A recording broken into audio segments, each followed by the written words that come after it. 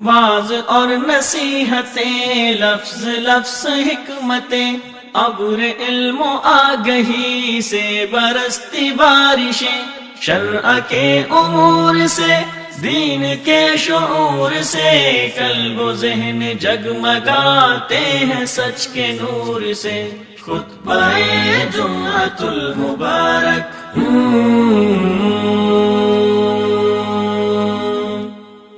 إن الحمد لله نحمده ونستعينه ونستغفره ونعوذ بالله من شرور أنفسنا ومن سيئات أعمالنا، من يهده الله فلا مضل له ومن يضلل فلا هادي له، وأشهد أن لا إله إلا الله وحده لا شريك له، وأشهد أن محمدًا عبده ورسوله۔ يا أيها الذين آمنوا اتقوا الله حق تقاته ولا تموتن إلا وأنتم مسلمون۔ يا أيها الناس اتقوا ربكم الذي خلقكم من نفس واحدة وخلق منها زوجها وبث منهما رجالا كثيرا ونساء، واتقوا الله الذي تساءلون به والأرحام إن الله كان عليكم رقيبا۔ يا أيها الذين آمنوا اتقوا الله وقولوا قولا سديدا يصلح لكم أعمالكم ويغفر لكم ذنوبكم، ومن يطع الله ورسوله فقد فاز فوزا عظيما۔ أما بعد، فإن أصدق الكلام كلام الله، وأحسن الهدي هدي محمد صلى الله تعالى عليه وسلم، وشر الأمور محدثاتها، وكل محدثة بدعة، وكل بدعة ضلالة، وكل ضلالة في النار۔ من يطع الله ورسوله فقد رشد واهتدى، ومن يعص الله ورسوله فقد ضل وغوى۔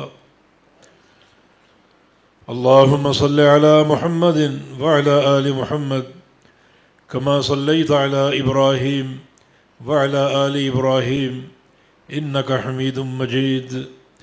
اللهم بارك على محمد وعلى آل محمد كما باركت على إبراهيم وعلى آل إبراهيم إنك حميد مجيد۔ سبحانك لا علم لنا إلا ما علمتنا إنك أنت العليم الحكيم۔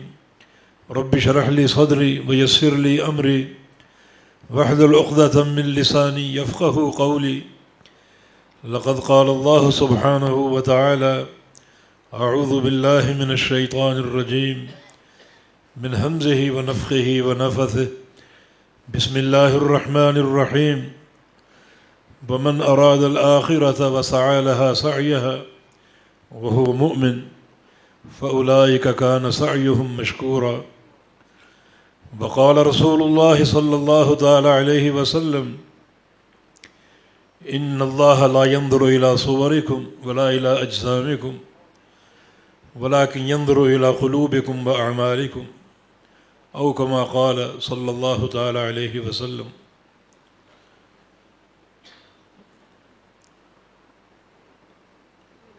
سب سے خطرناک امراض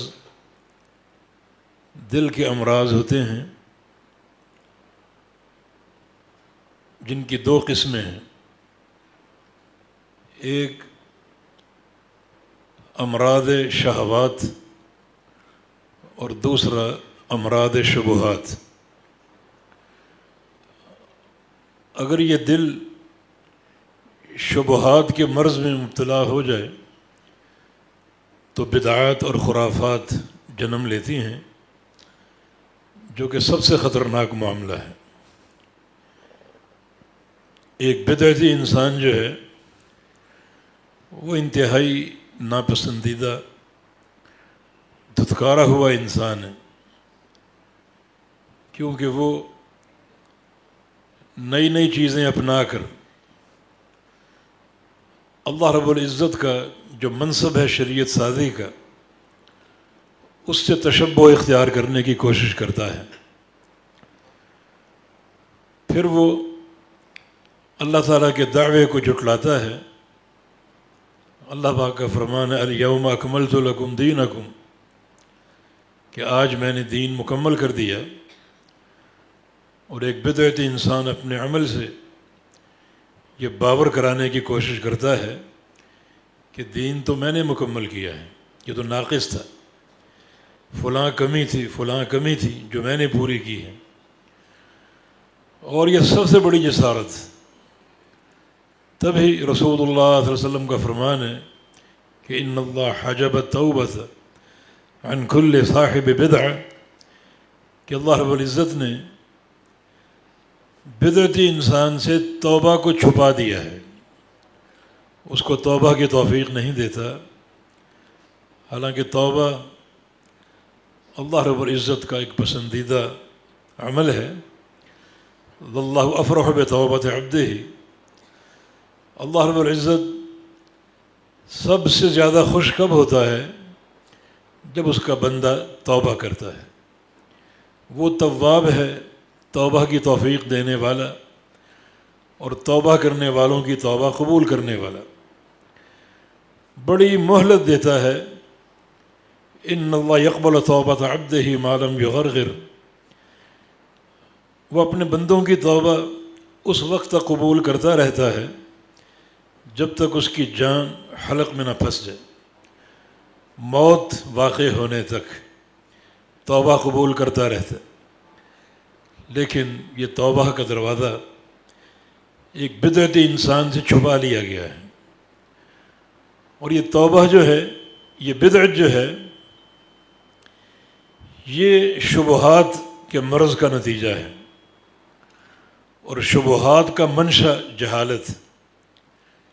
ایک انسان اگر خود جاہل ہے تو اس کے لیے بچاؤ کا راستہ موجود ہے، اور وہ علماء کی صحبت اور رفاقت۔ اگر اہل علم کی رفاقت میسر ہو تو اس کی جہالت کا مرض دور ہوتا رہے گا۔ علامہ ابن قیم فرماتے ہیں، جس بستی میں عالم دین نہ ہو اس بستی کے رہنے والوں پر ہجرت کرنا فرض ہے، کہ اس علاقے کو چھوڑ دیں اور ایسے علاقے میں جائیں جہاں عالم دین موجود ہو، تاکہ علماء کی صحبت اور رفاقت ان کے جہل کا علاج کرتی رہے، اور انسان بدعات یا خرافات میں مبتلا ہونے سے بچ جائے۔ سفیان ثوری رحمہ اللہ بہت بڑے محدث تھے، فرمایا کرتے تھے کہ لو کان الفقیہ علی رأس جبل لکان هو الجماع، ایک عالم دین اگر پہاڑ کی چوٹی پر بیٹھا ہو تو نیچے رہنے والے لوگوں پر فرض ہوگا کہ روزانہ اس کے پاس جائیں اور اس کی صحبت میں کچھ وقت گزاریں، تاکہ جہالت کا مرض دور ہو، اور جہالت کے مرض کے دور ہونے سے شبہات کا مرض دور ہوتا ہے، اور شبہات کے مرض کے ازالے سے بدعات اور خرافات سے انسان محفوظ رہتا ہے، اسے ایک جادہ مستقیم میسر آتا ہے علماء کی رفاقت سے، اور وہ صراط مستقیم پر قائم رہتا ہے۔ سنت کی محبت اس کے دل میں بھر دی جاتی ہے، اور بڑی قوت کے ساتھ وہ اپنی توحید اور سنت پر قائم رہتا ہے۔ دوسرا مرض جو ہے دل کا، وہ مرض شہوات ہے، جس سے معصیتیں اور گناہ جنم لیتے ہیں، اور انسان اپنی شہوت کے ہاتھوں مجبور ہو کر حرام کاموں کا ارتکاب کرتا ہے، حرام مال کا تکسب، زنا، شراب نوشی، حرام خوری، سود خوری، یہ سارے امراض شہوات کے مرض کا نتیجہ ہے، اور اس کا حملہ بھی انسان کے دل پر ہوتا ہے۔ رسول کریم صلی اللہ علیہ وسلم کا فرمان ہے، اذا اذنب ابن آدم نکت فی قلبہ نکتۃ سوداء، جب انسان کوئی گناہ کرتا ہے تو اللہ رب العزت اس کے دل پر ایک سیاہ نشان لگا دیتا ہے، دوسرے گناہ پر دوسرا نقطہ، تیسرے گناہ پر تیسرا نقطہ، اور گناہوں کی کثرت سے اس کا دل سیاہ ہو جاتا ہے، اور دل کی زمین سخت ہو جاتی ہے۔ جس کا وبال یہ ہے کہ وہ انسان پھر حق قبول کرنے کے قابل نہیں رہتا. قرآن سنتا ہے، حدیثیں سنتا ہے، مگر قبول نہیں کرتا.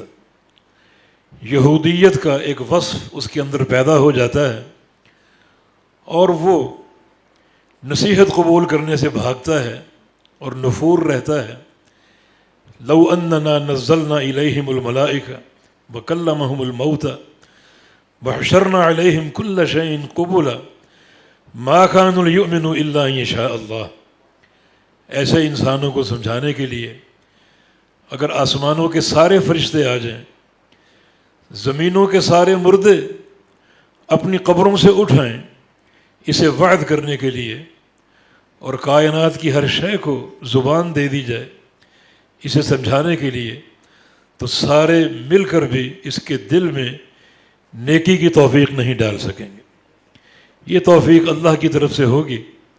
اور اللہ کے بندو، یہ دل کی زمین کی سختی اور دل کی سیاہی یہ کثرت معاصی کی بنا پر ہوتی ہے، اور یہ گناہوں کا جو ایک وبال ہے یہ شہوات کے مرض کا نتیجہ ہے.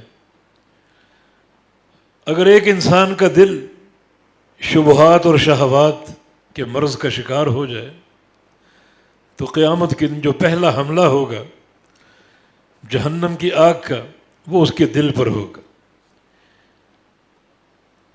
چنانچہ التی تطلع علی الافئدہ، قرآن نے فرمایا کہ جہنم کی آگ جو ہے وہ سب سے پہلے اس کے دل کو دبوچ لے گی، اور دل کی تکلیف بڑی سخت تکلیف ہے.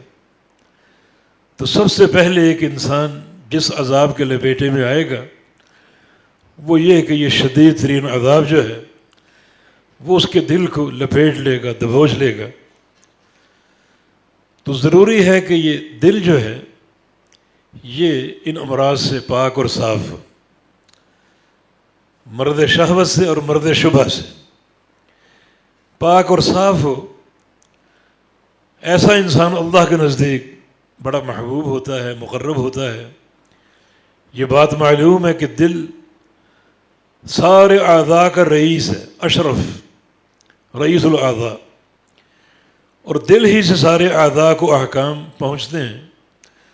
یہاں اگر تقویٰ ہوگا، اخلاص ہوگا، اللہ تعالیٰ کا خوف ہوگا، تزکیہ ہوگا، تو پھر سارے صادر ہونے والے احکام تقویٰ پر قائم ہوں گے. رسول کریم صلی اللہ علیہ وسلم کی حدیث ہے کہ الا ان فی الجسد لمضغۃ اذا صلحت صلح الجسد كله واذا فسدت فسد الجسد كله الا وهي القلب. انسان کے اس ڈھانچے میں ایک ٹکڑا ہے، اگر وہ درست ہے تو سارا جسم درست ہوگا.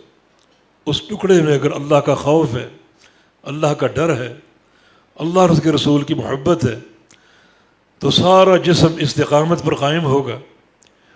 اور اگر وہ ٹکڑا فاسد ہو گیا، اس میں بگاڑ آ گیا، فساد آ گیا، تو سارا جسم جو ہے یہ فاسد ہو جائے گا. یہ دل کے امراض کتنے خطرناک ہیں.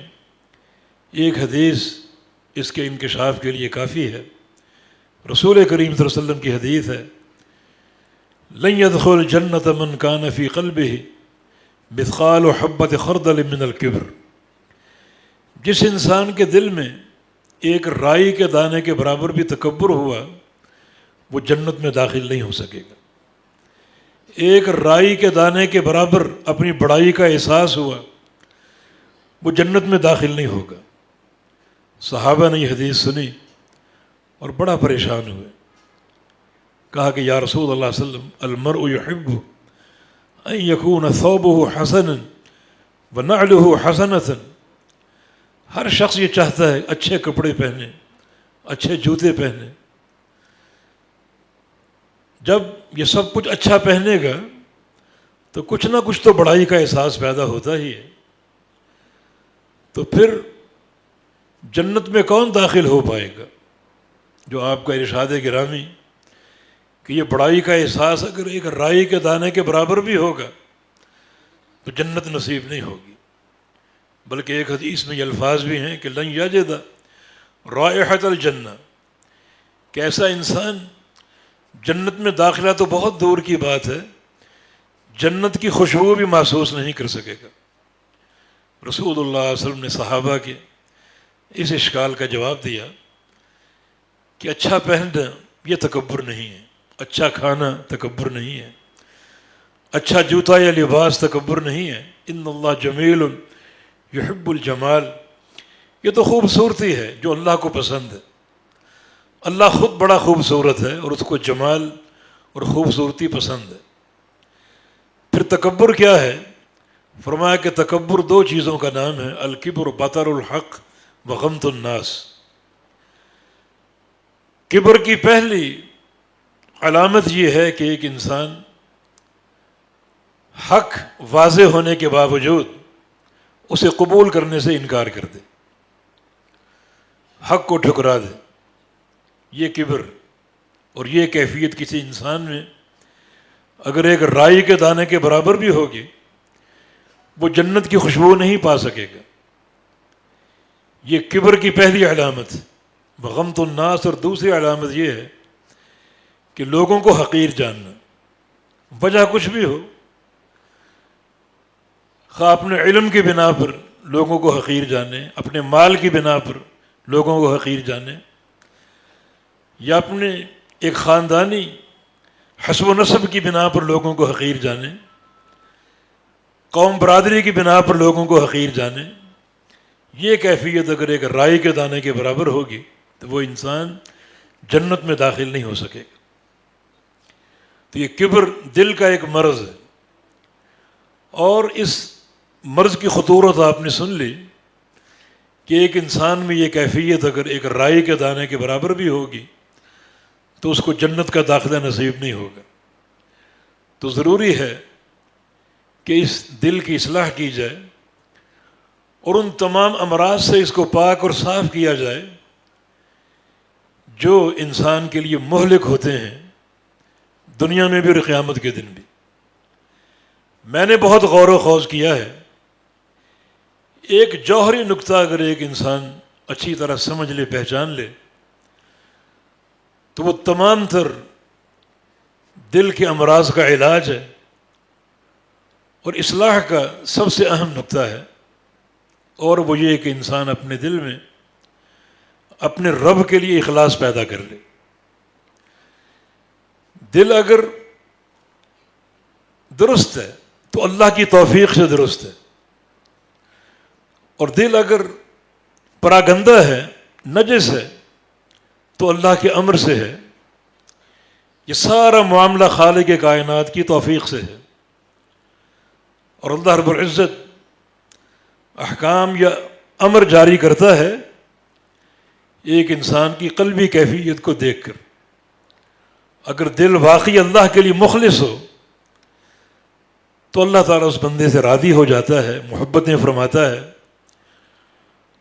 اور صرف اسی اخلاص کی بنا پر اس کے امراض کو دھو ڈالتا ہے اور اس کو تقویٰ کی توفیق دیتا ہے، اعمال صالحہ کی توفیق دیتا ہے۔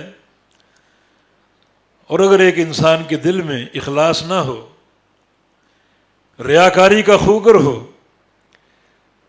دنیا کی شہرت مقصود ہو، دنیا کے مناصب کی طلب ہو، اور مال کی محبت میں یہ دل گرفتار ہو، تو ایسا دل اللہ کی توفیق سے خالی ہے۔ وَمَا أُمِرُوا إِلَّا لِيَعْبُدُوا اللَّهَ مُخْلِصِينَ لَهُ الدِّينَ، سارے انبیاء کی شریعتوں کا خلاصہ ہے یہ کہ اللہ کی عبادت کریں اخلاص کے ساتھ، اپنے اندر الہیت پیدا کریں، اور اپنے دل کو، اپنے باطن کو اخلاص پر قائم کرنے کے لیے مجاہدہ کریں۔ رسول کریم صلی اللہ علیہ وسلم کا فرمان ہے، المجاہد من جاہد نفسہ، حقیقی مجاہد وہ ہے جو اپنے نفس سے جہاد کرے، لڑے، اور جو منفی قسم کے عوارض ہیں ان سے اس کو بچائے، ان کے ازالے کی کوشش کرے، اور شیطان کے کسی حملے کو کامیاب ہونے نہ دے۔ یہ حقیقی مجاہد۔ اور جو شخص اس تزکیہ قلب کی طرف آمادہ ہو جائے، تزکیہ نفس کی طرف، اور اللہ رب العزت اس کی اس کوشش کو جان لے کہ بندہ اخلاص کے لیے جد و جہد کر رہا ہے اور اخلاص حاصل کرنا چاہتا ہے، تو اللہ تعالیٰ اس کو توفیق بھی دیتا ہے، اور جو بھی دل کے منفی امراض ہیں اللہ تعالیٰ ان کا خاتمہ فرما دیتا ہے، اور وہ بندہ اللہ کے مقربین میں شامل ہو جاتا ہے۔ یاد رکھو، آج بندے کا اللہ سے رابطہ، یہ اللہ تعالیٰ کا بندے سے تعلق صرف ایک ہی راستے سے ہے، اور وہ انسان کا دل ہے۔ حدیث آپ نے سنی، ان اللہ لا ينظر الى صورکم ولا الى اجسامکم، اللہ رب العزت تمہاری صورتیں نہیں دیکھتا کہ تم گورے ہو یا کالے ہو، خوبصورت ہو یا بدصورت ہو، اس کے تعلق کی بنیاد انسان کا چہرہ نہیں ہے، ظاہری حسن و جمال نہیں ہے، وہ تمہاری صورتوں کو نہیں دیکھتا۔ اگر صورتوں کو دیکھتا، ابو لہب اللہ کے پیغمبر کا چچا، لہب کا معنی آگ کا انگارہ، کیونکہ اس کا چہرہ سرخ تھا، سفید تھا، ڈلکے مارتا ہوا، مگر فرمایا بسم اللہ الرحمن الرحیم تبت یدا ابی لہب وتب۔ اگر وہ صورتیں دیکھتا تو نبی علیہ السلام یہ کیوں فرماتے کہ یا بلال بما سبقتنی الی الجنہ، بلال تم جنت میں میرے آگے آگے کیسے؟ میں جنت میں جہاں بھی گیا تمہیں اپنے آگے آگے دیکھا۔ انی سمعت خشفۃ علیک فی الجنہ، بلال تم کیا کرتے ہو؟ چلتے زمین پر ہو اور تمہارے قدموں کی آہٹ جنت میں سنائی دیتی ہے۔ حبشہ کے غلام تھے، نسب معلوم نہیں تھا، سیاہ چہرہ تھا، موٹے موٹے ہونٹ تھے، لیکن اللہ کے ہاں یہ قرب انہیں میسر تھا کہ اللہ کے پیغمبر کے آگے آگے چل رہے ہیں۔ اس کا یہ معنی نہیں کہ اللہ کے پیغمبر سے وہ افضل ہیں۔ ابن قیم رحمہ اللہ نے آگے آگے چلنے کی تفسیر بیان کی ہے کہ جب کوئی مشاہیر باہر نکلتے ہیں تو کوئی شخصیت آگے چل کر اس کو پروٹوکول دیتی، جنت میں اللہ کے پیغمبر جب بھی باہر نکلیں گے بلال حبشی کو یہ شرف حاصل ہوگا کہ اللہ کے پیغمبر کے آگے آگے چل کر امام الانبیاء کو پروٹوکول دیں گے۔ یہ اس شخص کا ایک انجام جو چہرے کے اعتبار سے بدصورت تھا۔ ان اللہ لا ينظر الى صورکم، اللہ رب العزت تمہاری صورتوں کو، چہروں کو نہیں دیکھتا، ولا الى اجسامکم، نہ تمہارے جسموں کو، اور ایک حدیث میں ولا الى اموالکم، نہ تمہارے مالوں کو، تم مالدار ہو غریب ہو، اللہ تعالیٰ یہ نہیں دیکھتا۔ یعنی چہروں کی خوبصورتی یا مال کی کثرت یا قلت یہ تعلق باللہ کی بنیاد نہیں ہے، یہ تعلق باللہ کی بنیاد نہیں ہے۔ دنیا کا مال کیا ہے؟ لو كانت الدنيا تعدل عند الله جناح بعوضة ما سقى كافر شربة من ماء، اگر یہ پوری دنیا کے خزانے مل کر بھی اللہ کے نزدیک ایک مچھر کے پر کے برابر ہوتے تو اللہ کسی کافر کو، مشرک کو پانی کا ایک قطرہ نہ دیتا، مگر وہ لٹا رہا ہے کیونکہ دنیا کی اہمیت کوئی نہیں، حیثیت کوئی نہیں۔ تو سن لو، اللہ رب العزت تمہارے مال نہیں دیکھتا، اس کے ساتھ تعلق کی اساس نہ شکل و صورت ہے، نہ چہرہ ہے، نہ مال ہے۔ وَلَٰكِنْ يَنظُرُ إِلَىٰ قُلُوبِكُمْ، اللہ رب العزت تمہارے دلوں کو دیکھتا ہے۔ معنی تعلق باللہ کی بنیاد جو ہے تمہارے دل ہیں، اللہ کے ساتھ رابطے کی جو لائن، جو خط مستقیم ہے، اس کا نقطہ آغاز تمہارا دل ہے، وہ دلوں کو دیکھتا ہے۔ تبھی تو ایک حدیث میں ارشاد گرامی کہ لا فضل لعربی علی عجمی ولا لأحمر علی ابیض ولا لأبیض علی اسود الا بالتقوی، کسی عربی کو عجمی پر، کسی عجمی کو عربی پر، کسی گورے کو کالے پر، کسی کالے کو گورے پر کوئی فوقیت نہیں اگر فوقیت کا مدار ہے تو وہ تقوی ہے جس کا محل انسان کا دل. تو ایک رابطہ جو خالق کائنات کے ساتھ ہمارا قائم ہو سکتا ہے وہ دلوں کی بنیاد پر قائم ہو سکتا ہے. امام ترمذی رحمہ اللہ نے اپنی شمائل میں ایک حدیث کا ذکر کیا ہے کہ ظاہر نامی ایک کالا غلام تھا جو دیہات میں رہتا تھا اوالی مدینہ، اور پیارے پیغمبر محمد الرسول اللہ صلی اللہ علیہ وسلم کو اس سے محبت تھی اور کبھی کبھی اس سے ملنے جاتے تھے. بلکہ نبی علیہ السلام کا فرمان ہے کہ ان ظاہرا بادیتنا ونحن حاضروہ، کہ یہ ظاہر جو ہے ہمارا دیہاتی ہے اور ہم ظاہر کے شہری ہیں. اس کا معنی یہ ہے کہ کبھی کبھی ظاہر دیہات سے نبی علیہ السلام کو دیہاتی سوغاتیں بھیجا کرتا تھا، اور کبھی کبھی رسول اللہ صلی اللہ علیہ وسلم شہر مدینہ سے ظاہر کو شہر کی سوغاتیں بھیجا کرتے تھے. محبت تھی. ایک دن پیارے پیغمبر محمد الرسول اللہ صلی اللہ علیہ وسلم ظاہر سے ملنے کے لیے گئے. وہ کوئی سودا کر رہا تھا. آپ نے اسے پیچھے سے اپنے باہوں کے حصار میں لے لیا اور پیچھے سے اس کو اپنی گرفت میں لے لیا. ظاہر کو معلوم نہ ہو سکا یہ کون ہے. تھوڑا سا اس نے ناراضگی کا اظہار کیا. پھر نبی علیہ السلام نے ارشاد فرمایا من یشتری منی ھذا العبد، یہ غلام مجھ سے کون خریدے گا؟ تو ظاہر نے اللہ کے پیغمبر کی آواز کو سن لیا. پھر تو اس کے دل کی یہ خواہش ہوگی کہ کاش زمانے کی رفتار رک جائے اور امام الانبیاء کا حصار یہ قائم رہے اور میرا جسم آگ بھی جسم اطہر سے چپکا رہے. یقیناً اس کی یہ خواہش ہوگی. آپ فرما رہے ہیں کہ کون ہے جو مجھ سے یہ غلام خرید لے؟ تو ظاہر نے کہا اذن تجدنی کاسدا یا رسول اللہ صلی اللہ علیہ وسلم، میرا سودا نہ کیجیے، میری قیمت کیا لگ سکتی ہے؟ میں کالا حبشی غلام، بدصورت چہرہ، سیاہ رنگت والا، میری قیمت آپ کو کیا ملے گی؟ اذن تجدنی کاسدا، بڑا ہی کم قیمت ہوں گا میں. رسول اللہ صلی اللہ علیہ وسلم نے ارشاد فرمایا کہ لست عند اللہ بکاسد، ظاہر تو اللہ کے نزدیک کم قیمت نہیں ہے، ولکنک عند اللہ ثمین، تو اللہ کے نزدیک بہت ہی قیمتی ہے. کیونکہ چہرے کو دیکھنا، رنگت کو دیکھنا اور سیاہی سفیدی کو دیکھنا یہ انسانوں کا معیار ہے. خالق کائنات کا معیار چہرے کی رنگت نہیں ہے بلکہ دل کی صفائی ہے، دل کا تزکیہ ہے، دل کا تقوی ہے، اخلاص ہے. اللہ دلوں کو دیکھتا ہے، چہروں کو نہیں دیکھتا. آج اگر کوئی شخص چاہتا ہے اللہ سے جڑ جائے اور اس کا رابطہ قائم ہو جائے میرے خالق اور مالک کے ساتھ، تو اس کو دل پر توجہ دینی ہوگی، اور جو منفی عوارض، معصیتیں، بدعتیں، ان تمام سے نکل کر اس دل کو ایک آئینے کی طرح شفاف کرنا ہوگا، کتاب و سنت کے نور کے ساتھ، اخلاص اور تقوی کے ساتھ. یہ ایک معیار، شرعی معیار، کہ ایک بندہ اللہ کے ہاں مقرب کب ہو سکتا ہے اور قابل قبول کب ہو سکتا ہے. دنیا کی کامیابی، آخرت کی کامیابی اسی دل کی اصلاح اور اخلاص پر قائم ہے.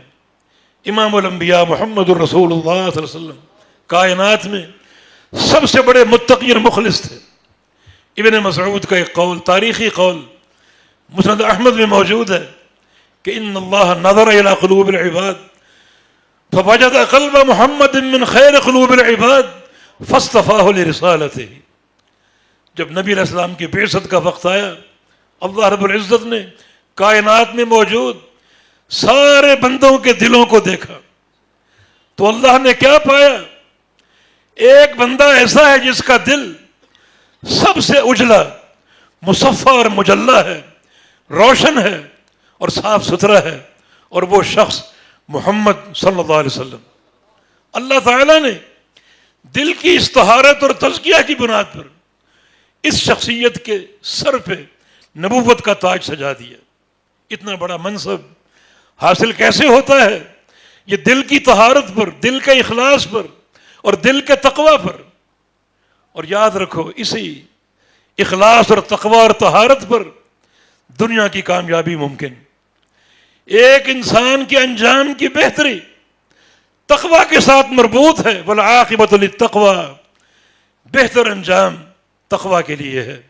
ایک انسان اگر تقوی کے منہج پر قائم رہے تو اللہ رب العزت اس کے لیے دنیا اور آخرت کی آسانیاں پیدا فرما دیتا ہے۔ تو من یتق اللہ یجعل له مخرجا ویرزقه من حیث لا یحتسب، جو تقوی اختیار کیے رہے گا اور اپنے دل کو اخلاص کے ساتھ آراستہ کیے رکھے گا، اللہ تعالیٰ اس کو دو دنیا کے انعام دے گا۔ ایک، اللہ رب العزت ہر تنگی کو دور کر کے اسے نکلنے کا راستہ عطا فرما دے گا۔ کوئی بحران ہو، کوئی مشکل ہو، کوئی تنگی ہو، اللہ اس کو نکلنے کا راستہ بھی دے گا اور موقع بھی دے گا۔ وَيَرْزُقْهُ مِنْ حَيْثُ لَا يَحْتَسِبُ، اور ایسے مقام سے روزی دے گا جہاں اس کا وہم و گمان بھی نہ ہو۔ اللہ تعالیٰ وہاں سے اس کے لیے روزی کے خزانے کھول دے گا۔ امیر عمر فرمایا کرتے تھے، لَوْ كَانَتِ السَّمَاوَاتُ وَالْأَرْضُ رَتْقًا عَلَىٰ عَبْدٍ فَاتَّقَ اللَّهَ جَعَلَ لَهُ مَخْرَجًا، اگر یہ ساتوں آسمان اور ساتوں زمینیں ملا کر کسی بندے کے سر پہ لاد دی جائیں، لیکن بندہ تقوی اختیار کیے رہے اور اخلاص کے زیور سے اپنے آپ کو آراستہ رکھے، تو اللہ رب العزت اسے وہاں سے نکلنے کا راستہ عطا فرما دے گا۔ آسمان کے دامن کو چیر دے گا، زمینوں کو پھاڑ ڈالے گا اس بندے کو راستہ مہیا کرنے کے لیے، کیونکہ یہ بندہ متقی بھی ہے اور مخلص بھی ہے۔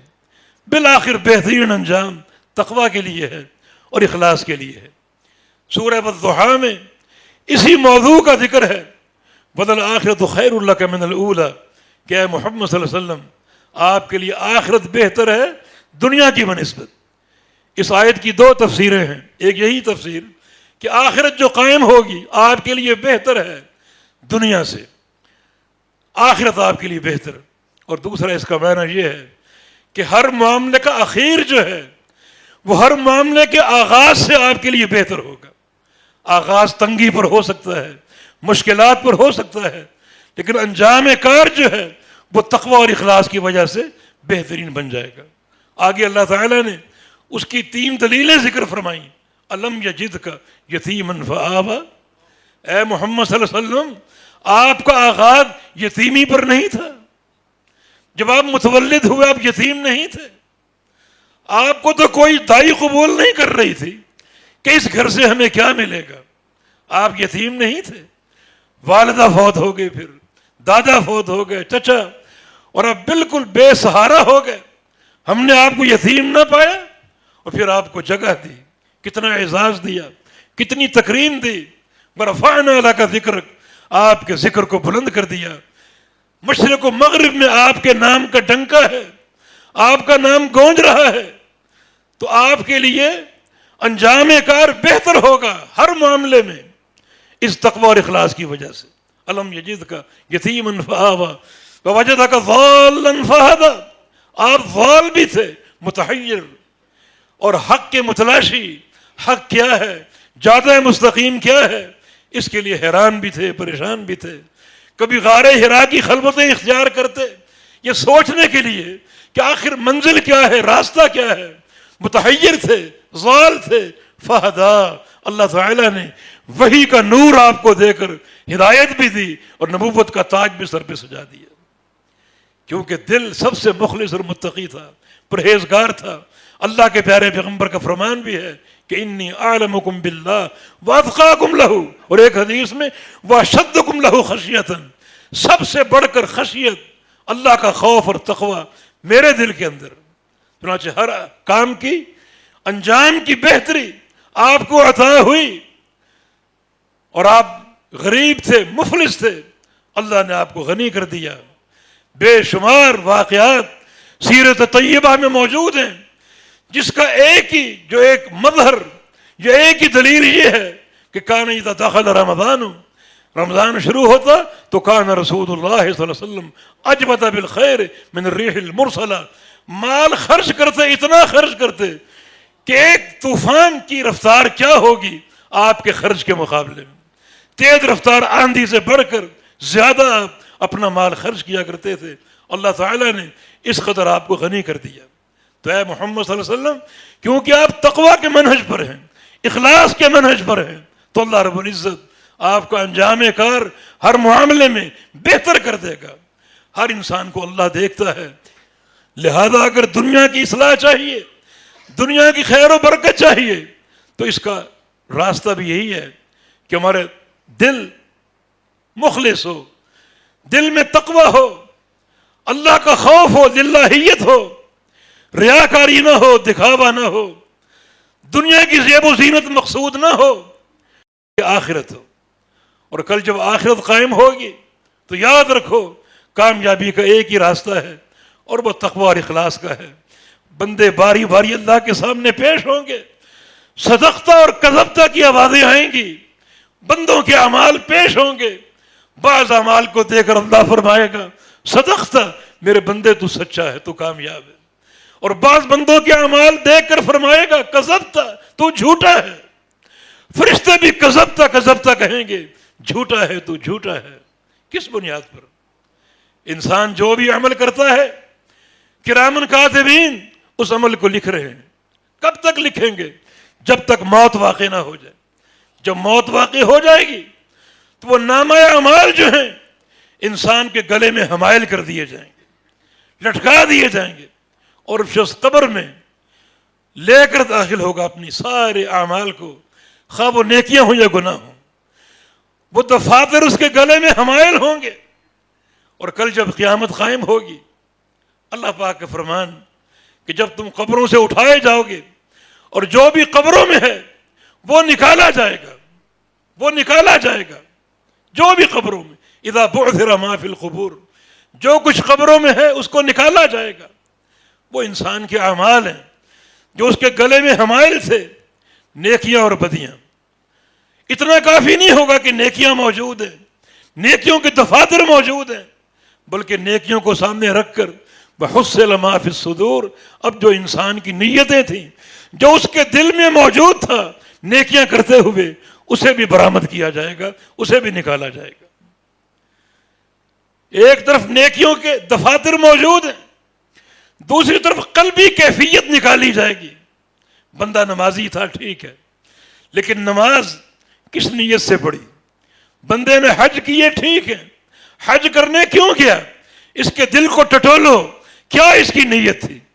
چنانچہ جو بھی اعمال ہوں گے، جو بھی نیکیاں ہوں گی، ایک طرف ان کا ڈھیر لگا ہے، باری باری ایک ایک نیکی کو لایا جائے گا، اس نیکی کے تعلق سے بندے کی نیت کو چیک کیا جائے گا۔ وَحُصِّلَ مَا فِي الصُّدُورِ،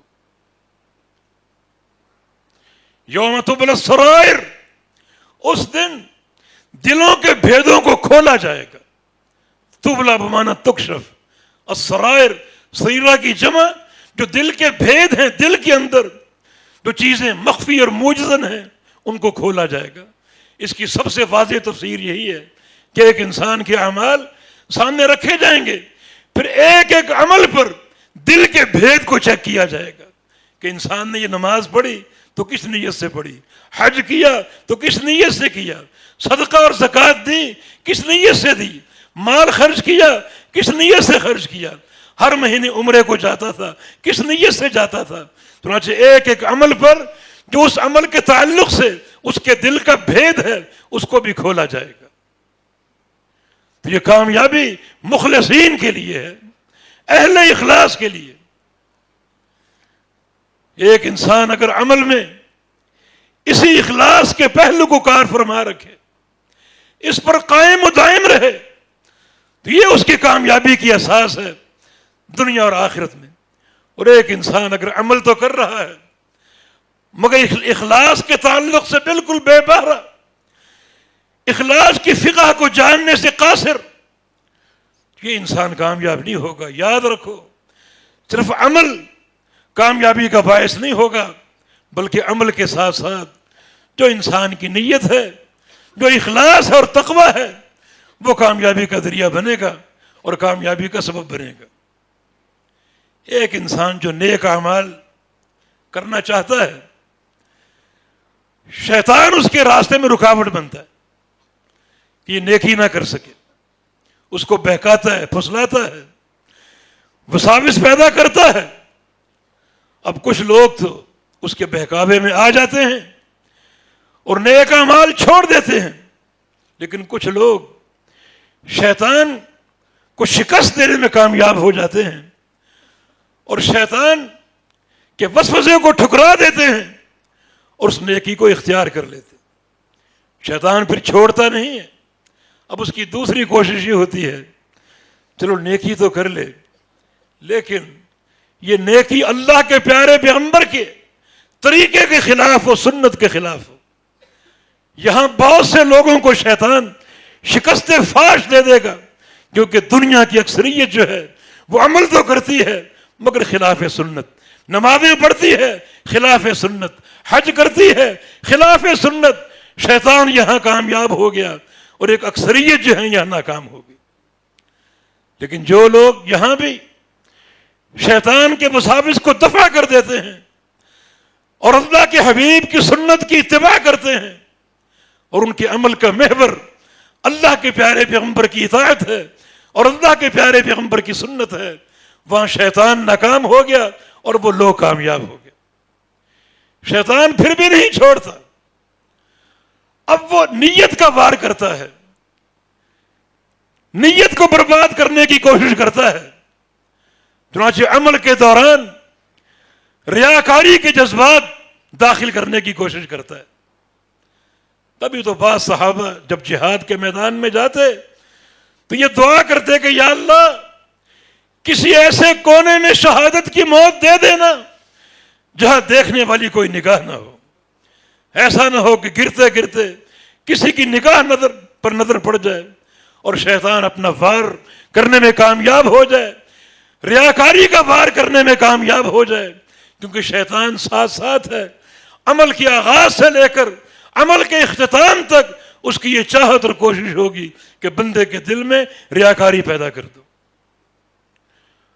اور اگر بندہ یہاں بھی شیطان کے وساوس کو دفع کرنے میں کامیاب ہو جائے اور پورا عمل اخلاص کی بنیاد پر کرنے میں کامیاب ہو جائے تو شیطان پھر بھی نہیں چھوڑتا، وہ اس کے ساتھ ساتھ ہے۔ فلاں سال تم نے حج کیا تھا، کسی موقع پر یہ بول دو کہ میں نے حج کیا تھا ریاکاری کی نیت سے۔ جب تک انسان زندہ ہے وہ اس نیکی کو برباد کرنے کی پوری کوشش کرتا ہے شیطان۔ 2 سال بعد 10 سال بعد اگر ایک بندہ اگل دے کہ ہم نے 10 حج کیے ہوئے ہیں، ہم نے 50 حج کیے ہوئے ہیں، تو ایک ہی جملہ سارے حجوں کو برباد کر دے گا اگر ریاکاری کی نیت ہو۔ تو شیطان تو آخر تک ساتھ ہے، ریاکاری کے جال کو بار بار وہ پھینکنے کی کوشش کرتا ہے۔ کامیاب اور بامراد صرف وہی ہے جو شیطان کے ان حملوں کو پسپا کر دے، اس کو شکست فاش دے دے، اخلاص پر قائم ہو، عمل کے دوران بھی مخلص ہو اور عمل کرنے کے بعد بھی اس عمل کا چوکیدار بن جائے کہ کبھی شیطان اپنا وار کرنے میں کامیاب نہ ہو سکے۔ اسی لیے اس راستے کو سب سے مشکل راستہ قرار دیا گیا ہے۔ سفیان بن سعید الثوری رحمہ اللہ فرماتے ہیں کہ میں نے کئی بار یہ بیٹھ کر سوچنے کی کوشش کی کہ سب سے مشکل عمل کون سا ہو سکتا ہے۔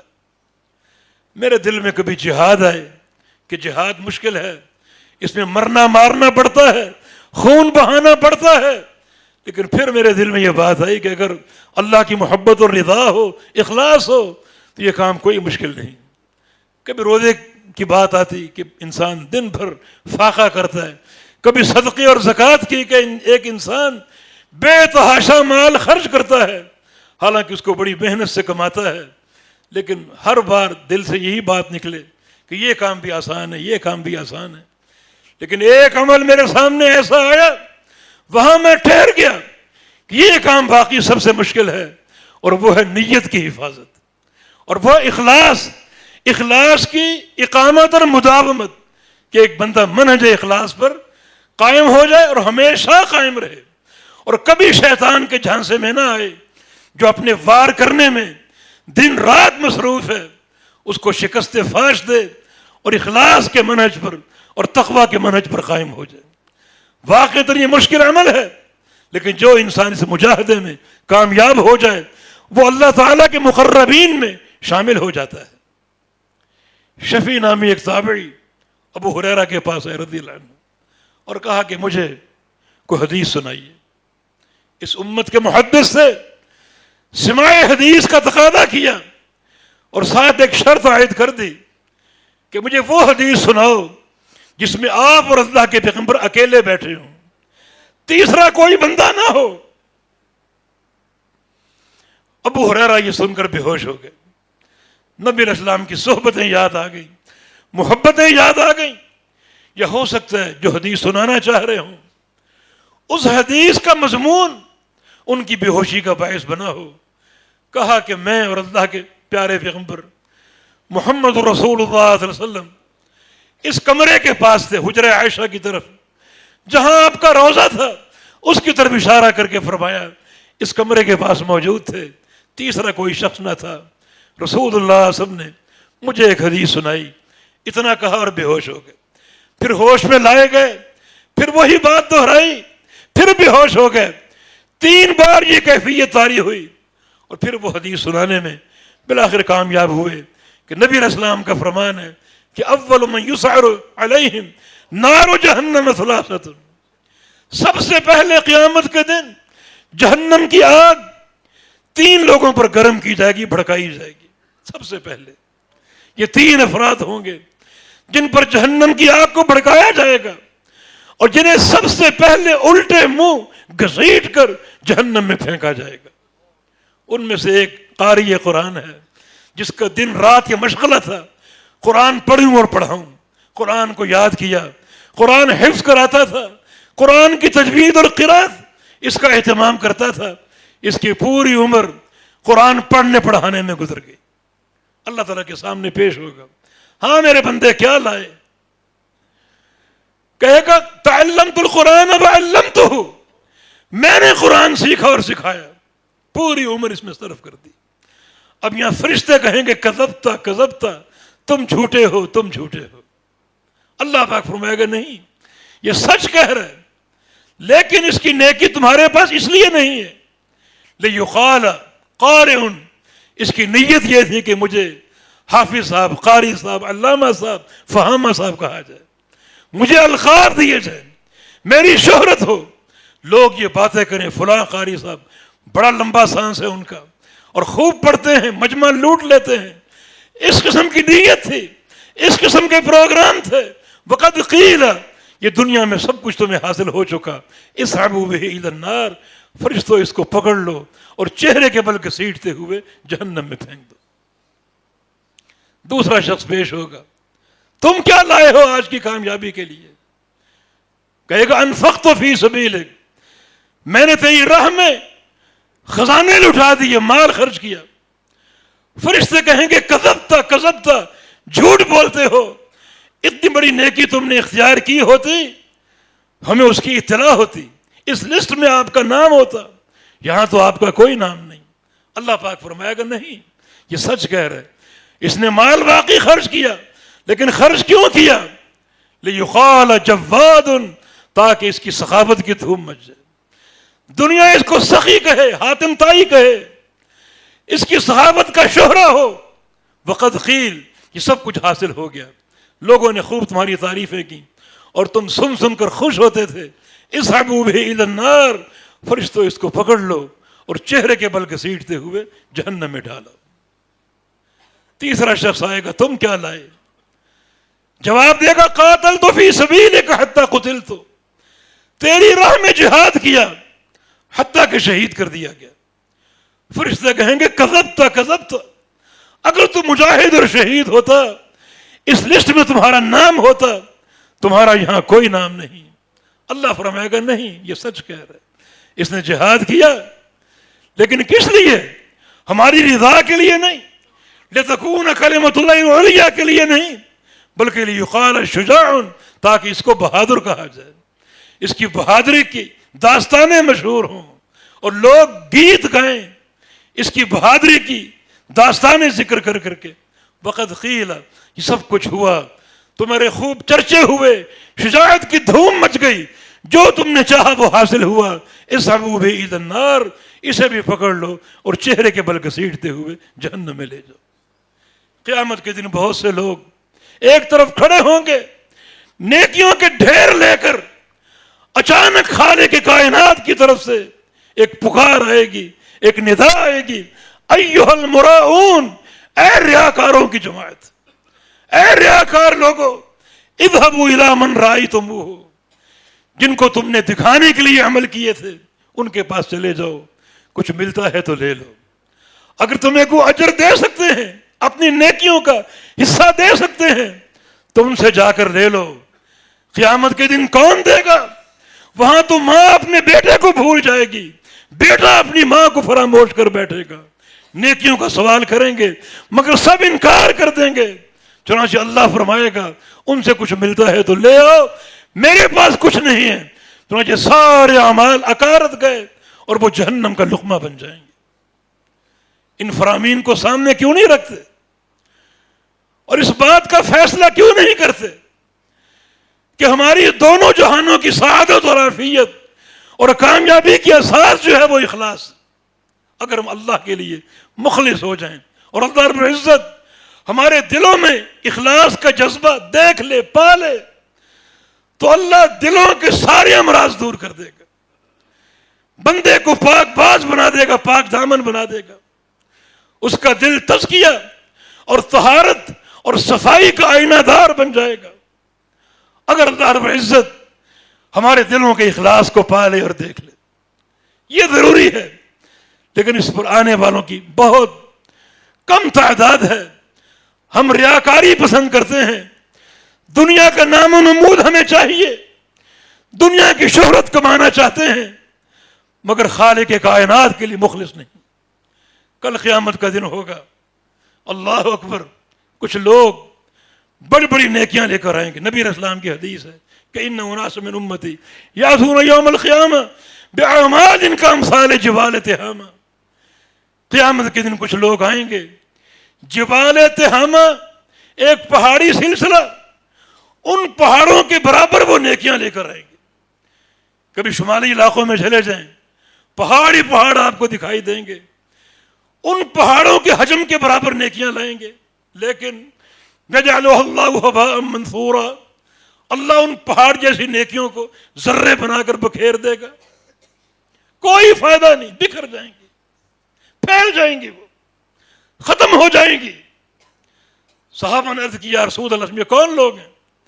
تو رسول اللہ صلی اللہ علیہ وسلم نے ایک طویل ارشاد، ایک طویل فرمان ارشاد فرمایا جس کا آخری نقطہ یہ ہے کہ کانوا اذا خلوا بمحارم اللہ انتہکوها، کہ یہ لوگ جو باہر نکلتے تو بڑے پارسا بنے پھرتے تھے، اپنا تقوی کا بھرم جھاڑتے تھے، اپنے تقوی کا رعب لوگوں پر قائم کرنے کی کوشش کرتے تھے، لیکن کانوا اذا خلوا بمحارم اللہ، جب یہ خلوت میں آتے، اپنے گھر میں تنہا ہو جاتے تو ایک ایک گناہ کا ارتکاب کرتے اور اللہ کی حدوں کو پامال کرتے۔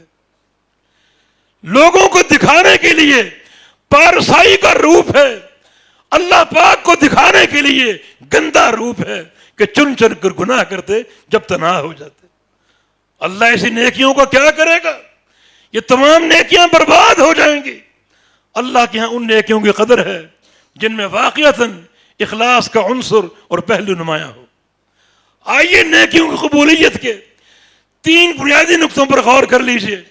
فمن اراد الآخرہ، پہلا نقطہ یہ ہے کہ انسان اپنے ہر عمل کے لیے ارادہ آخرت کر لے، حج کرنے جائے آخرت کی کامیابی کے ارادے سے، نماز پڑھنے جائے آخرت کی کامیابی کے ارادے سے۔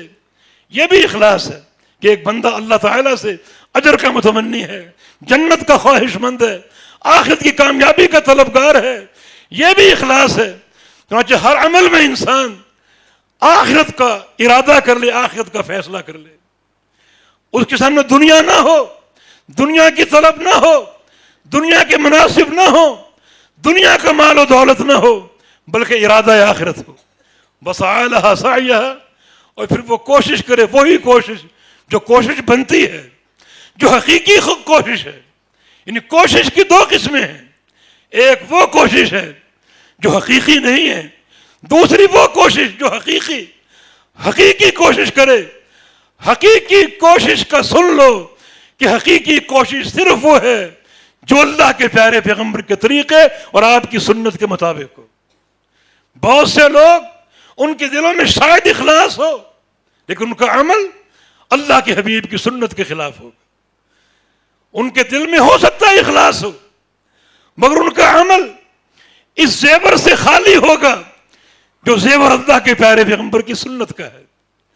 تو وسعی لہا سعیہا، ارادہ آخرت ہو اور کوشش بھی وہ ہو جو واقعتاً حقیقی کوشش ہو، اسی گھر کی طلب کی کوشش ہو، وہ مومن. اور تیسری شرط یہ ہے کہ وہ بندہ سچے عقیدے کا ہو، موحد ہو، صاحب ایمان ہو، اللہ کی ربوبیت کو، اس کی الوہیت کو اور اسماء صفات کو مانتا ہو، عقیدے میں کوئی خلل نہ ہو، کسی قسم کی گڑبڑ نہ ہو. یہ تین چیزیں اگر ساتھ ہیں ایک بندے کے، توحید اس کے ساتھ ساتھ ہے، ہم رکاب ہے، سچا عقیدہ ہم رکاب ہے، اور ساتھ ساتھ مخلص ہے، آخرت کا ارادہ کرنے والا. اور تیسری بات ہے کہ عمل وہ جو واقعتاً حشر کے بازار میں کامیابی کا باعث بنے گا، اور وہ اللہ کے حبیب کی سنت کی اتباع ہے. ورنہ بہت سے لوگ عمل کرتے ہیں مگر ان کے عمل بیکار ہیں کیونکہ پیارے پیغمبر کی سنت کی اتباع پر نہیں ہوتے. یہ تین چیزیں ہیں جس انسان میں پیدا ہو گئیں. فَأُولَٰئِكَ كَانَ سَعْيُهُمْ مَشْكُورًا، یہ وہ بندے ہیں جن کی ہر کوشش کی اللہ قدر کرے گا، ہر کوشش کی قدر کرے گا. دیکھیں ایک عورت نے پیاسے کتے کو پانی پلایا، اللہ نے قدر کی، اس کے گناہ معاف کر دیے، اس کی آئندہ کی زندگی کو تقویٰ کے محور پر قائم کر دیا، اس کو جہنم سے بچا لیا اور جنت کا داخلہ عطا فرما دیا. شیخ الاسلام فرماتے ہیں یہاں دو باتیں ہیں، ایک پیاسے کتے کو پانی پلانا اور دوسرا یہ عمل اخلاص پر تھا کیونکہ وہاں وہ کتا اور وہ عورت اکیلے تھے، تیسرا کوئی نہ تھا. اس نے جو نیکی کی وہ ریاکاری کی بنیاد پر نہیں کی، کسی کو دکھانے کے لیے نہیں کی، اللہ نے قبول کر لی اور اس عورت کا یہ اخلاص ہی اس کی کامیابی کا باعث بن گیا. ورنہ بظاہر عمل یہ معمولی ہے، کام معمولی ہے، مگر جو کام کی اساس ہے وہ اخلاص ہے. یہ نقطہ عظیم الشان ہے. جو شخص واقعی اللہ کے لیے مخلص ہوگا اللہ رب العزت اسے ترقی دے گا، توفیق دے گا، کامیابی کے راستے پر چلائے گا اور بندہ مقربین میں شامل ہو جائے گا اور کامیاب لوگوں میں داخل ہو جائے گا. تو اصل قیمت اخلاص کی ہے. وہ تین لوگ جو غار میں داخل ہوئے اور تینوں کا راستہ بند ہو گیا اور تینوں نے اپنی اپنی ایک نیکی پیش کی. نیکی پیش کرنے کے بعد تینوں نے ایک جملہ کہا تھا. وہ جملہ کیا ہے؟ اللہم ان کنت تعلم انی فعلت ذلک ابتغاء مرضاتک فافرج عنا ما کننا فیہ. یا اللہ تو سب کچھ جانتا ہے، جس عمل کا واسطہ ہم نے پیش کیا اگر یہ عمل واقعی تیری رضا کے لیے تھا، اخلاص کے ساتھ تھا تو ہمیں اس غار سے نکال دے. تینوں نے جملہ کہا، تینوں کی دعا پوری ہوئی اس جملے کے ساتھ اور پتھر ہٹ گیا. بلکہ ایک حدیث کے الفاظ ہے تقطعت الصخرہ، وہ چٹان ریزہ ریزہ ہو گئی. یہ عمل کی اور اخلاص کی طاقت ہے، اخلاص کی قوت ہے کہ وہ چٹان جو اس غار کے دھانے پر آئی اس کے پرخچے اڑ گئے. اور واقعتاً یہ نیکی جو اخلاص کی بنیاد پر ہو اس کا کوئی ثانی نہیں اور کوئی اس کا مول نہیں، اللہ اس کا اجر دینے والا ہے. تو اللہ کسی بندے کے دل میں یہ بات دیکھ لے، بھانپ لے کہ یہ دل میرے اخلاص کی طرف آ رہا ہے، ریاکاری سے متنفر ہے، اخلاص پر آنا چاہتا ہے، تو اللہ رب العزت توفیق ارزاں کر دیتا ہے. اور یہ توفیق اگر مل جائے تو اخلاص بڑی طاقتور چیز ہے. نبی علیہ السلام کی حدیث ہے ان بالمدینۃ لرجالا ما سلکتم مسیرا ولا قطعتم وادیا الا وکانوا معکم ما حبسهم الا العذر.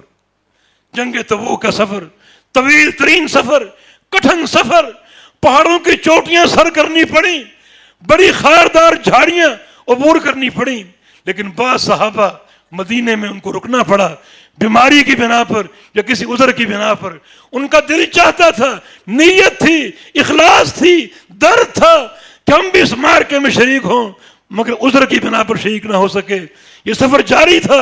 رسول اللہ صلی اللہ علیہ وسلم نے ایک پڑاؤ میں اپنے صحابہ کو بتایا کہ تم نے یہ سفر کیا مگر میرے کچھ صحابہ مدینے میں ہیں، سن لو تم نے جو وادی عبور کی، جو گھاٹی طے کی، جو چوٹی سر کی، مدینے میں بیٹھے ہوئے وہ لوگ تمہارے ساتھ ساتھ تھے، اجر میں پورے شریک تھے، کیونکہ ان کی نیت تھی، اخلاص تھا، مگر عین موقع پر وقت پر عذر پیش آ گیا اور وہ نیکی اختیار نہ کر سکے اور شریک نہ ہو سکے، مگر ان کو نیت کا پورا اجر ملے گا، اخلاص کا پورا ثواب ملے گا۔ تم جہاں جہاں جاؤ گے تمہارے ساتھ ہوں گے، جہاد کرو گے وہ تمہارے ساتھ ہوں گے، دشمنوں کا مقابلہ کرو گے وہ تمہارے ساتھ ہوں گے، اجر میں باقاعدہ شریک ہوں گے۔ اور یہی اگر خوب سے نیت ہوگا، بندے کا دل اخلاص سے خالی ہوگا، نیت نہ ہوگی، سچا ارادہ نہ ہوگا، طلب آخرت نہ ہوگی، نبی علیہ السلام کی حدیث ہے اذا التقى المسلمان بسيفيهما فالقاتل والمقتول كلاهما في النار، کہ دو مسلمان اگر تلوار لے کر آمنے سامنے آ جائیں، لڑنے لگیں اور ایک دوسرے کو قتل کر دے تو قاتل بھی جہنم میں اور مقتول بھی جہنم میں۔ صحابہ نے پوچھا هذا القاتل فما بعد المقتول یا رسول اللہ، یا رسول اللہ صلی اللہ علیہ وسلم، قاتل کا جہنم میں جانا سمجھ میں آ گیا کہ اس نے قتل کیا ہے، مقتول جہنم میں کیوں جائے گا؟ رسول اللہ سب نے ارشاد فرمایا لأنه كان حريصا على قتل صاحبه، جب وہ تلوار لے کر آیا تو اس کی نیت تھی کہ میں اس کو قتل کروں گا، قتل کر نہیں سکا، قتل ہو گیا، مگر نیت کی خباثت کی بنا پر یہ بھی جہنم میں جائے گا۔ تو اس دل میں جھانکو، نیت پر جھانکو، مطلع ہونے کی کوشش کرو، مجاہدہ کرو، شیطان کے حملوں کو پسپا کرو اور اس دل کو اخلاص پر آمادہ کرو۔ بہت بڑی نیکی ہے، بہت بڑی قوت اور طاقت ہے، دنیا میں کامیابی کا محور ہے اور قیامت کے دن بھی کامیابی کا محور۔ ساتھ ساتھ دعائیں بھی کرو، والدعاء سلاح المؤمن، یہ ہمارا قوی ترین ہتھیار ہے۔ یا اللہ ہمیں اخلاص سے مالا مال فرما دے، ہمارے دلوں کو اخلاص سے بھر دے، تقوی سے بھر دے، اپنی خشیت سے بھر دے، ریاکاری کے مرض سے ہم کو محفوظ رکھ اور اخلاص عطا فرما دے۔ اقول قولی ھذا واستغفر اللہ لی ولکم وآخر دعوانا ان الحمد للہ رب العالمین۔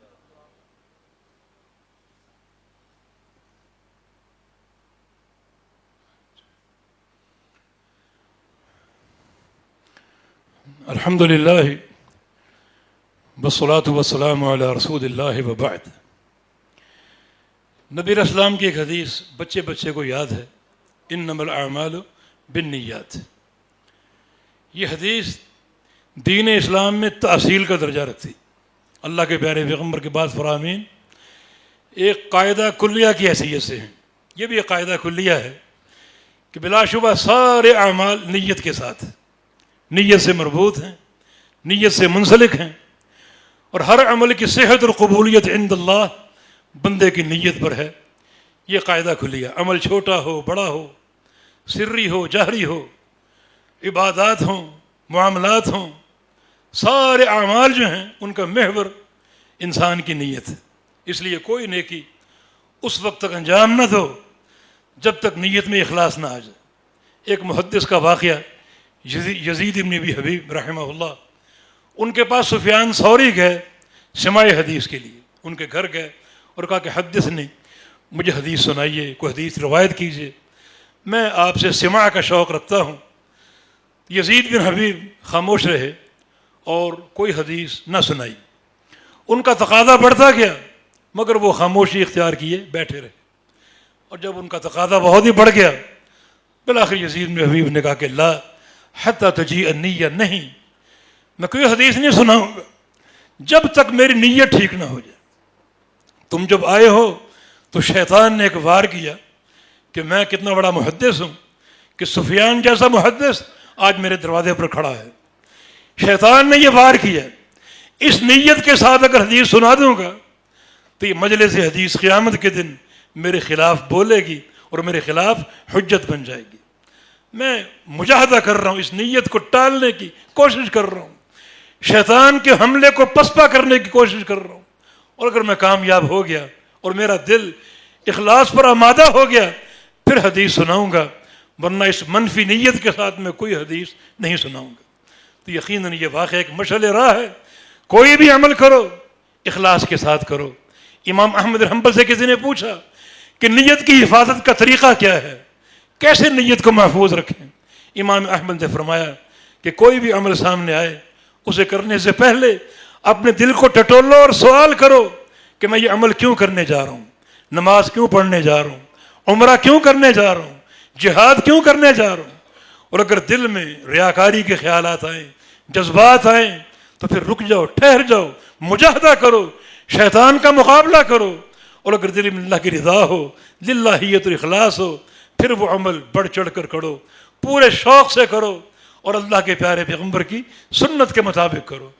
تو ہر عمل سے پہلے اپنی نیت کو چیک کر لو، تاکہ کل قیامت کے دن یہ اخلاص جو ہے یہ کامیابی کا ایک اہم ترین نقطہ ہمارے لیے ثابت ہو جائے اور ہماری کامیابی کا باعث بن جائے.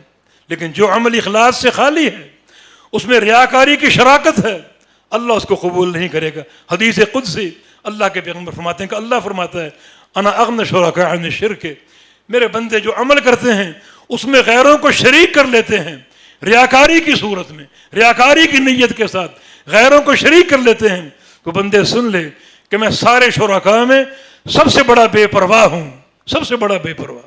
ترکتہ و شرکہ، ایسا جو بھی عمل ہوگا، وہ حج ہو، زکوٰۃ ہو، روزے ہوں، نمازیں ہوں، جہاد ہوں، کوئی بھی عمل ریاکاری کے ساتھ ہوگا، اس بندے کو بھی چھوڑ دوں گا اور اس شراکت کو بھی چھوڑ دوں گا. اس میں جو میرا حصہ اس نے رکھا وہ میرے لیے قابل قبول نہیں ہے، سب کچھ چھوڑ دوں گا، بندہ بھی چھوڑ دوں گا اور اس حصے کو بھی چھوڑ دوں گا اور اس کو ٹھکرا دوں گا. تو یقیناً کامیابی اہل اخلاص کے لیے ہے، اللہ کی رضا اہل اخلاص کے لیے ہے. اور یہ اخلاص ہی در حقیقت سارے امراض کا علاج ہے اور ساری بیماریوں کا علاج ہے. اللہ جب یہ بھانپ لے، دیکھ لے میرا بندہ میرے لیے مخلص ہے، تو اس کے سارے منفی عوارض کا اللہ خود ہی علاج کر کے اس کو پاک صاف کر دے گا اور اس کا اخلاص جو ہے وہ اللہ کے قرب اور اس کی محبت کا ذریعہ بن جائے گا. بالتوفیق بإذن اللہ تعالی. ان الحمد للہ نحمده ونستعینه ونستغفره ونعوذ باللہ من شرور انفسنا وسیئات اعمالنا من يهده الله فلا مضل له ومن يضلل فلا هادي له واشهد ان لا اله الا الله وحده لا شريك له واشهد ان محمدا عبده ورسوله. اما بعد فان اصدق الكلام كلام الله وأحسن الهدي هدي محمد صلى الله تعالى عليه وسلم وشر الأمور محدثاتها وكل محدثة بدعة وكل بدعة ضلالة وكل ضلالة في النار. من يطع الله ورسوله فقد رشد واهتدى ومن يعص الله ورسوله فقد ضل وغوى. اللهم صل على محمد وعلى آل محمد كما صليت على إبراهيم وعلى آل إبراهيم إنك حميد مجيد. اللهم بارك على محمد وعلى آل محمد كما باركت على إبراهيم وعلى آل إبراهيم إنك حميد مجيد. ربنا لا تؤاخذنا إن نسينا أو أخطأنا ربنا ولا تحمل علينا إصرا كما حملته على الذين من قبلنا ربنا ولا تحملنا ما لا طاقة لنا به واعف عنا واغفر لنا وارحمنا أنت مولانا فانصرنا على القوم الكافرين. رب اغفر وارحم وأنت خير الراحمين. اللهم انصر الإسلام والمسلمين، اللهم انصر الإسلام والمسلمين، اللهم انصر من نصر دين محمد صلى الله عليه وسلم واجعلنا منهم، واخذل من خذل دين محمد صلى الله تعالى عليه وسلم ولا تجعلنا منهم. اللهم انصر إخواننا في أراكان، اللهم انصر إخواننا في أراكان، اللهم انصر إخواننا في أراكان وانصرهم في فلسطين وفي العراق وفي الشام وفي اليمن وفي أفغانستان وفي كشمير وفي كل مكان. ربنا تقبل منا إنك أنت السميع العليم وتب علينا إنك أنت التواب الرحيم برحمتك يا أرحم الراحمين. وصلى الله عليه